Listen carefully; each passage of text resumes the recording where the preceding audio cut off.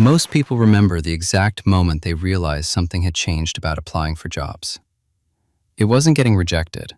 That part always existed. It was the silence. There was a strange feeling that slowly became normal. You'd send application after application into systems that never seemed to respond like human beings anymore. You tailored your resume. You wrote the cover letter.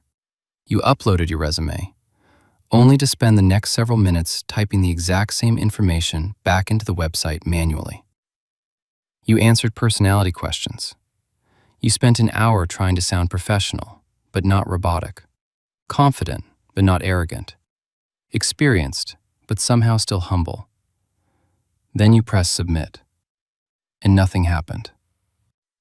No rejection, no interview, no explanation, just silence.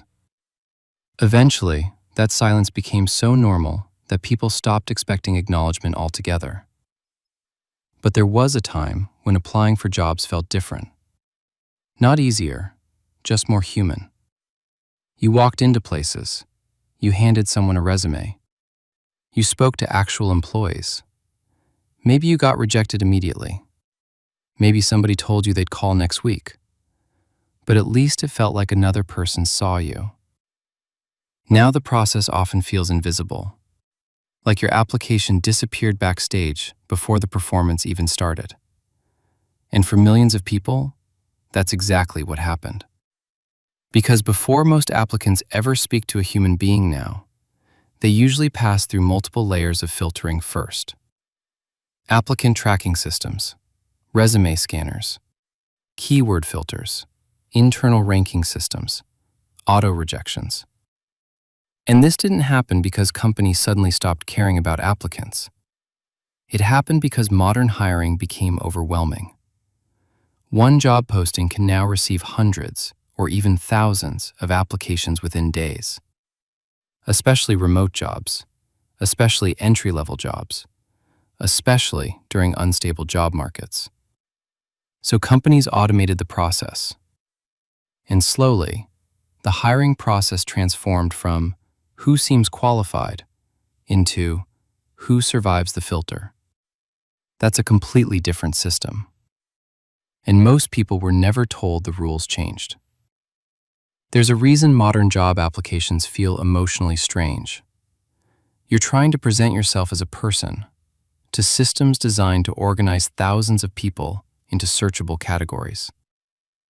To make sense of all that volume, systems boil every resume down to a few signals: keywords, experience ranges, education levels, software familiarity, employment gaps, titles, formatting, compatibility. The system wasn't asking, "Who are you?" It was asking, "Can you be processed efficiently?" And that changed everything. People stopped writing resumes for people. They started writing them for software. They learned about applicant tracking systems, ATS-friendly formatting, keyword matching, resume optimization. Job descriptions stopped becoming descriptions. They became answer keys. People copied the language, matched the phrases, mirrored the keywords. Not because they wanted to, because they learned that's how you get seen. Slowly, everyone's resumes began sounding the same. Results-driven, highly motivated, cross-functional, dynamic team player. Not because everyone suddenly became identical, but because everyone was adapting to the same machine. And the strange part is, recruiters were adapting too. Most recruiters aren't trying to ignore good candidates. They're trying to survive impossible volume. Hundreds of applications, every week, sometimes every day. No human being can carefully study every resume. So they filter, rank, shortlist, repeat. Modern hiring didn't become impersonal overnight. It became industrialized. And industrial systems almost always optimize for speed first. You answer personality questions. You spend an hour trying to sound professional, but not robotic. Confident, but not arrogant. Experienced, but somehow still humble. Then you press submit, and nothing happens. No rejection, no interview, no explanation, just silence. Eventually, that silence became so normal, people stopped expecting acknowledgement at all. But there was a time when applying for jobs felt different. Not easier, just more human. You walked into places. You handed someone a resume. You spoke to actual employees. Maybe they rejected you immediately. Maybe they told you they'd call next week. But at least, it felt like another person had actually seen you. Now, the process often feels invisible, like your application disappeared backstage, before the performance even started. And for millions of people, that's exactly what happened. They rewrite bullet points, rearrange titles, remove employment gaps, add software they barely used. Not because they're trying to lie, because they're trying to survive the first filter. The system isn't asking, "Who are you?" It's asking, "Can you be processed efficiently?" And that changes behavior. Eventually, job seekers stop writing like themselves. Entire websites appeared to help people improve their resumes. Applying for jobs became something you could study, not because people wanted to game the system, because they wanted a fair chance to be seen. Nobody woke up one morning and decided hiring should feel this way.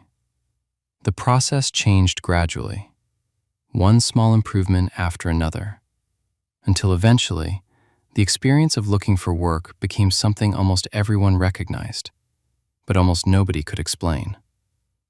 Because everyone is adapting to the same machine. And on the other side, the recruiters are adapting too. Most recruiters aren't reading 20 applications. They're reading hundreds, sometimes thousands, often for multiple positions at the same time. They scroll, they filter, they rank, they search. Not because they don't care, because there simply aren't enough hours in the day. Modern hiring didn't become impersonal overnight. It became industrialized. And industrialized systems almost always optimize for speed before anything else. The result isn't a hiring process where the best person always rises to the top. It's a hiring process where both applicants and recruiters slowly adapt to the limitations of the system they're trapped inside, without anyone ever announcing that the rules had changed.